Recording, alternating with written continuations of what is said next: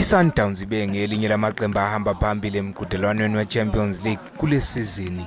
Umqeqeshi waleli iqembu uRhulani Mokwena uthi leli iqembu lasenyakatho nezwekazi Afrika libaphonsela enye inselele.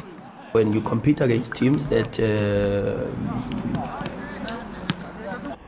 play the type of football that weYdad play, that lakhe play, that we'Dad play, which is predominantly wing play with very aggressive fullbacks who get into the final third and deliver crosses into the box. What you then have is a team that works very, very hard and that is profiled around that recruitment, where one of the strengths becomes the physicality. Umdlalo weSundowns uPrimodev unethemba lokuthi leli iqembu lingase lifinyelele kowamanqamu futhi likhale limuke naso lesi sicoco.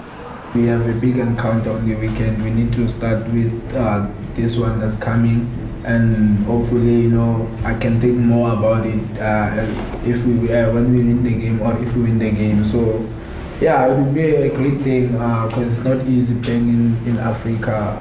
Abalandeli abazobe bezokweseka iSundowns bazongena mahhala enkundleni.